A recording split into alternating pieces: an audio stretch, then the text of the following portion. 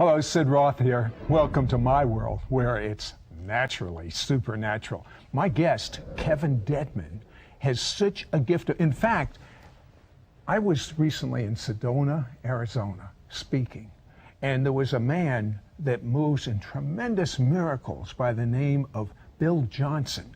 And I saw so many, I've never seen so many healings at one time. It was like poof, and just miracles broke out all over the place. And when I heard what he had to say about my guest, Kevin Dedmon, he said that Kevin moves in one of the greatest miracle anointings he has ever witnessed.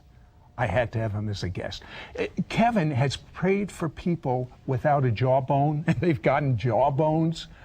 He's prayed for people without a thumb where it was amputated and watched the thumb grow out, including the nail. I mean, Kevin, these are outrageous miracles. And the amazing thing is, you were almost tricked out of this. At a young age, you became a believer in the Messiah, but you immediately moved in praying for people to be healed. Why? Well, I started reading the Bible for the first time, and I started reading about what Jesus did, and I just assumed that that was what you were supposed to do as a Christian. So I used to go around hitchhiking and picking up hitchhikers, and then I would minister to them and pray for them for healing and see them healed, and I thought everybody should do that. Tell me one that comes to mind, one of the first ones. Well, I was witnessing at a park, and I came across some young men about my same age, and I walked up to this group of guys, and one of the guys had a broken arm, and he had a cast on, and it was a soft cast. And I said, okay, well, either if God heals your arm, you have to believe in Jesus. If he doesn't heal your arm, you can all beat me up. We have a word for that called chutzpah. That means nerve. That is chutzpah. Well, God healed his arm, and about 4 of them gave their lives to Jesus right there on the spot. And I just thought that was normal. Okay, so he becomes normal, and all of a sudden, he bumps into someone he prays for. He's sure this person is going to be healed because all the pastors in town are saying, go pray for some of our people, even though he's normal. Maybe they weren't, and they keep getting healed. But this one woman he prayed for had cancer, and she died. It devastated you, Kevin. It really did. I thought I killed her. Yeah, I did. I thought I killed her because I didn't have enough faith, or I wasn't gifted enough. Even though I had been healing people everywhere, and the pastors in the community in which I was doing all of this, they saw something in me, and so they invited me to come and pray for this woman because I had faith, and I was seeing results, and when it didn't happen, I thought I killed her. And you know, he's not kidding. It was so devastating him that for the next 20 years, he said, I guess I'm not supposed to pray for someone. That's right. Someone else is supposed to do it. And it's his presence that heals people. So as we just enjoy his presence, as the oil of gladness Now, do you comes, have to be told to laugh? Do you have to feel like laughing, or can you do it as an act of faith? Well, you know, everything we do in the kingdom is a matter of choice that we do by faith. Forgiveness. Who feels like forgiving? When you're offended, you know, it's like, I don't want to forgive you. I want God's wrath to come upon you. Well, no, you need to forgive because it's right. But I don't feel like forgiving. Okay, well, I'm going to make a choice by faith because it's right in the kingdom to forgive. I forgive you. Oh, the heavens just opened up again.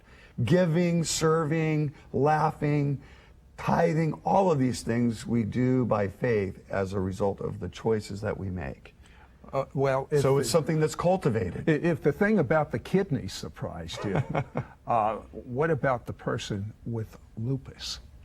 Well, that was something that I called out as a word of knowledge originally in a meeting that I was in, and it took 5 times before somebody actually responded. And it turned out that it was a woman that wasn't even in the meeting. The head elder at this church, his wife had just been diagnosed with lupus that week. She was so depressed over it and hopeless because of the diagnosis and the prognosis that she couldn't even come to the meetings.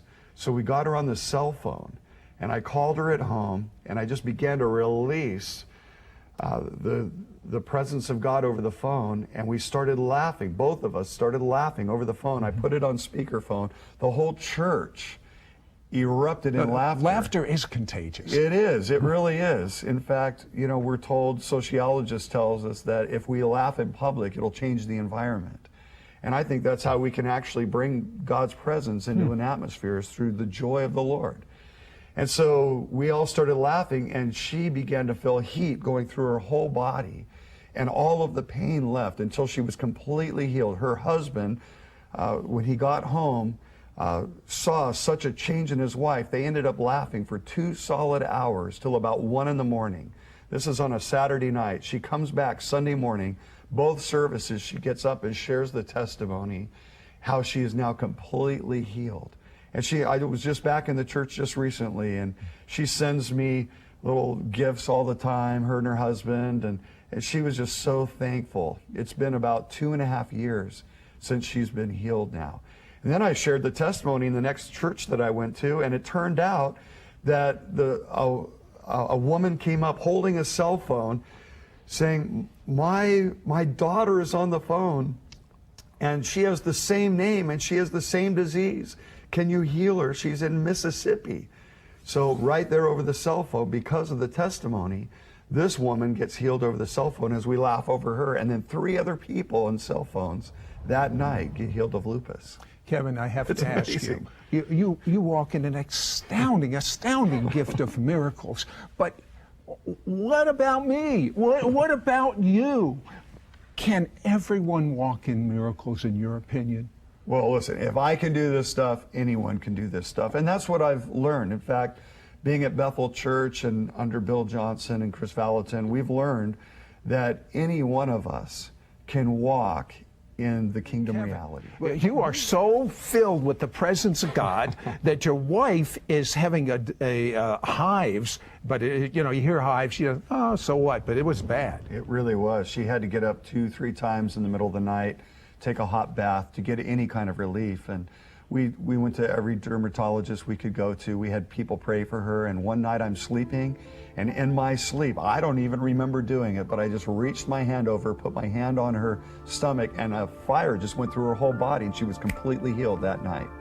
So the secret is, whether you know you're doing it or not, just touching someone and leaking the presence of God is going to do it. And that, I love that you teach that in your book about leaking, but you can't leak unless you're filled and saturated. Tell me about the thumb that grew back. Well, I was in a meeting, and a guy came up to me after the meeting, and he asked if I could go after creative miracles. And I said, well, sure I can. I'll go after anything. And so he holds up his left hand, and he's missing his thumb. He had cut it off with a skill saw. So I just grabbed a hold of it, and it was impossible, so I just started laughing, just kind of like Abraham laughed when he heard that he was going to be a father of a nation. And he's in the Hall of Faith in Hebrews chapter 11, I believe, because he laughed. In fact, they even named their child Laughter. Yeah, that's what Isaac means in Hebrew, laughter. That's right. And so I just grabbed a hold of his hand, and after about 3 or 4 minutes, I didn't feel anything except for just the joy of the Lord, his presence. And I let go of his hand, and there was a brand new thumb. He's looking at it as though, did I give him the right thumb? He's looking at both thumbs. And he finally just starts jumping all over the place. I've got a new thumb. And then I had a few of our team members come over and give him a new thumbnail. He didn't have a thumbnail. What do you mean gave him a new thumb? Well, they just laughed over his now newly formed thumb, and they laughed, and he got the white part of the thumbnail, and now it's completely grown out. Well, I release confidence that you already have all you need, and God has given you everything in his presence to release his kingdom on yourself and other people around you. I want to encourage you, it's not about a formula, it's about a relationship. It's about encountering his presence. It's about encountering his goodness. So I release the goodness of God over you, his good mood, the laughter of heaven. He who is enthroned in the heavens laughs. And so I release what is in heaven into your life here on earth.